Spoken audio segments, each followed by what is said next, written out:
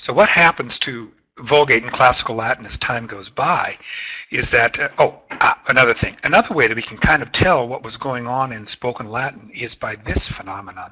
Now, if you've read Latin poetry before or tried to teach it before, you know that the way you scan it is by doing lots and lots of elisions. The final vowel of a word that ends in a vowel starts with a vowel, and it'll drop off, and then the two words will go together. So this kind of slurring indicates that the poets are trying to reproduce something kind of casual or charming about ordinary speech when they write their poetry. So there you go. Have any of you out poetry yet?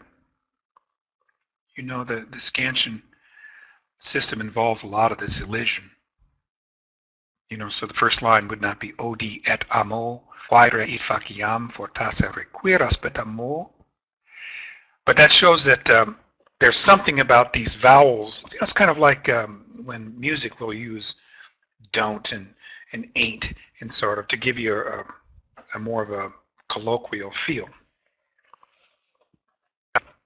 So there's another indication of what spoken Latin would have sounded like.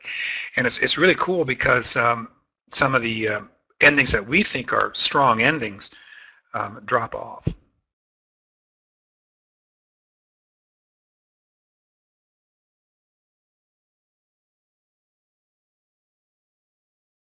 What happens is the literary Latin begins to acquire some of the features of Vulgate Latin. So a lot of the words, you see that little arrow toward the end there going into classical Latin. A lot of the expressions and vocabulary of Vulgate Latin starts to make it into classical Latin. And what we call Vulgate or Vulgar Latin is really a combination of classical and Vulgate Latin. Okay, let's see, I've got a question here. Doesn't vocalize. I think it's the first, and I don't, it's a distinction between colloquial and vernacular. Yeah, so vulgar Latin just comes from the Latin word vulgus, which means the people. You know, like when you divulge something, you turn it out to the crowd. And so when I say vulgar Latin, I mean Vulgate spoken Latin that was going on in the streets. So what happens is when you get to the end of the classical period and the end of the empire, you know, the 3rd century and the 4th century AD, is that classical Latin begins to acquire a lot of the language and the words of Vulgate. Okay, so next slide, Tim. There we go. So here's a dictionary entry, actually, and you can see the really weird entry here. You've got the verb manduco, manducari, and the manducatum.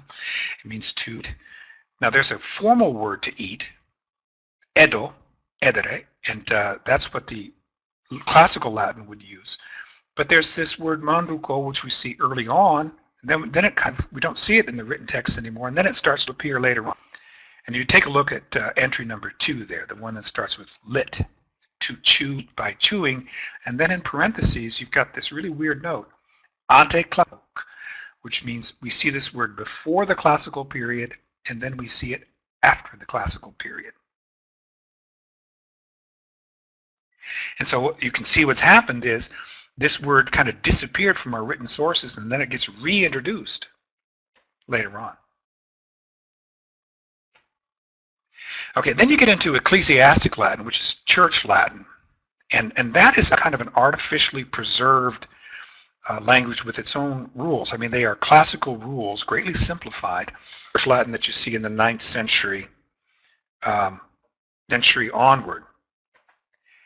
And so, but that's a little bit beyond, I think, but a lot of classical Latin is thrown out. But it's not a naturally developed language. It's an artificial sort of made-up language.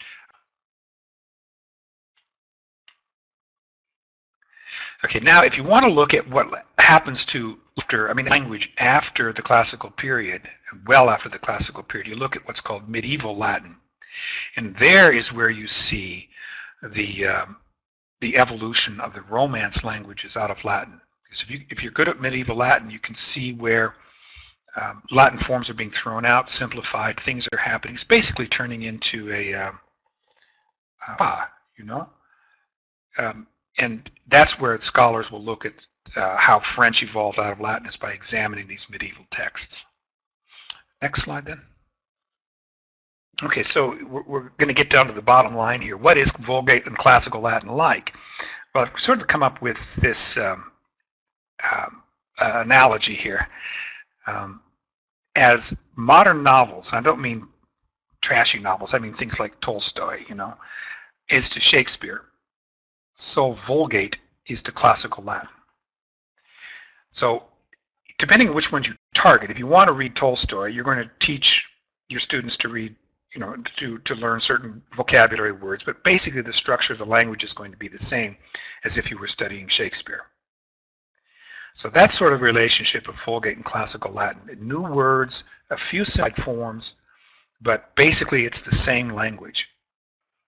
Okay, so which Latin? The bottom line is, and here's just what my impression is from reading, you know, I haven't read extensively in medieval Latin, but I know Classical and Vulgate, but here's what I would say, is that the first 2 years of Latin grammar is going to be the same no matter what target text you have, up until about the 5th century medieval Latin. So if your target is like Latin, like you want to read the Vulgate, the Latin scriptures, getting a book that targets Vulgate Latin is going to be okay, because with the exception of just some vocabulary and different reading material, you're going to get the same kind of grammar that you're going to need in order to read Virgil or Caesar. And that goes vice versa. If you study Classical Latin, you're not going to spend a lot of time wasted on learning things that will not appear in the Vulgate texts or in any of the patristics, in the Latin patristics. So there's my there's the summary of that question.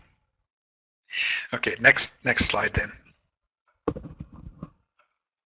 We have a question here. We have Vulgate is not, that's not the way I use the terms.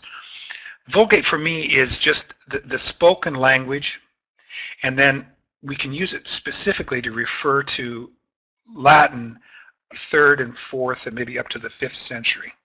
And then after the 5th century, you start to get changes in the language, and then we're going to start calling it medieval.